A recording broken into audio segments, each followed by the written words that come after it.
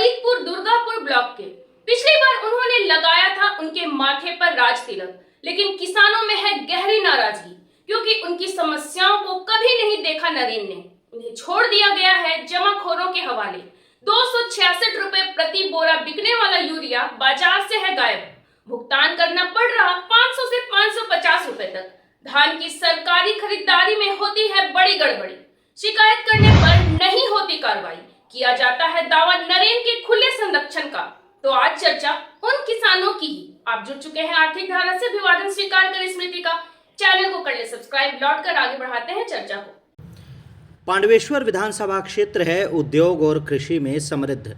कोयलरी बहुल है पांडवेश्वर ब्लॉक, तो कृषि बहुल है फरीदपुर दुर्गापुर ब्लॉक। कृषि के लिए सिंचाई की व्यवस्था निर्भर है नदियों और मौसमी खालों पर। औसत वार्षिक वर्षा होती है 1300 मिलीमीटर तक। मिट्टी है लेटराइट बजड़ी वाली। जैविक पदार्थों की मात्रा है कम। इसकी प्रकृति होती है अम्लीय। प्रमुख फसलों में शामिल है अमन, बोरो धान, आलू, सरसों, तिल, गेहूं, मूंगफली, विभिन्न सब्जियां, दालें। विशेषज्ञों का दावा है सिंचाई सुविधाओं का हो विस्तार, बढ़ाई जाए जल उपयोग दक्षता, अपनाए जाए आधुनिक कृषि तकनीक, तो किसानों की बदल सकती है तकदीर। लेकिन टीएमसी एमएलए नरेंद्र चक्रवर्ती को नहीं रही इसमें कोई भी दिलचस्पी। उनकी प्राथमिकता में है कोयला, बालू और पत्थर की तस्करी। पिछले वर्ष 15 अगस्त को हो गया था इसका खुलासा। वन विभाग ने ग्रीन ट्रिब्यूनल के निर्देश पर लिया था निर्णय। फरीदपुर प्रखंड के बांसगोड़ा में होगा वनीकरण। मौके पर मौजूद थे डीएम और एसडीओ। नरेंद्र ने किया खुलेआम विरोध। डीएफओ अनुपम खां को सरेआम किया अपमानित। मूल कारण था इसका पत्थर तस्करी। जिस इलाके में लग रहे थे पौधे, उनसे होता है पत्थरों का अवैध खनन और तस्करी। उग जाते पौधे तो बंद हो जाती लाखों की कमाई।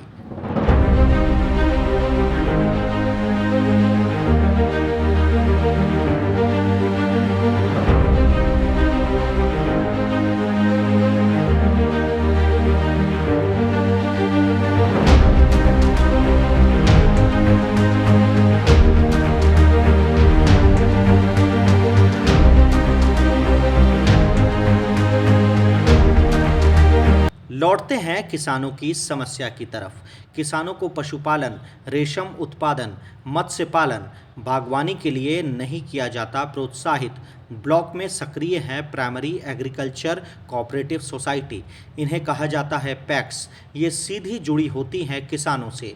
उन्हें मुहैया कराती है सस्ता और सुलभ लोन। खाद बीज की बिक्री की करती है व्यवस्था। ब्लॉक में गठित है 6 पैक्स। इनमें है गोगला पैक्स सक्रिय सिर्फ फाइलों में।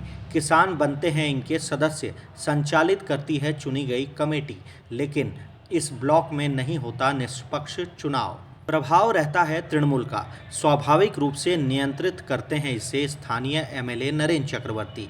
किसानों को नहीं मिल रहा यूरिया। सरकारी कीमत है 266 रुपये प्रति बोरा, जिसका वजन होता है 45 किलो, लेकिन इसे बेचा जा रहा 550 रुपये प्रति बोरा। शिकायत करने पर भी नहीं होती कोई कार्रवाई। यही हालत है कृषि में उपयोग होने वाले पोटाश और डीएपी का। मुख्यमंत्री ममता बनर्जी घोषणा करती हैं किसानों की सुविधाओं की। फरीदपुर ब्लॉक में ज़मीनी हकीकत है इसके ठीक उलट। किसानों का है एक और आरोप। धान की जब होती है सरकारी खरीदारी, उस वक्त भी होता है बड़ा खेला। प्रति क्विंटल धान में से 5 से 10 किलो धान लिया जाता है एक्स्ट्रा। इसके लिए जिम्मेवार ठहराया जाता है धान की क्वालिटी को। इनसे होती है लाखों की कमाई, जिसका होता है बंदरबाट। यही हाल है बीज बिक्री का। समय पर सही कीमत पर उपलब्ध नहीं होते बीज और खाद।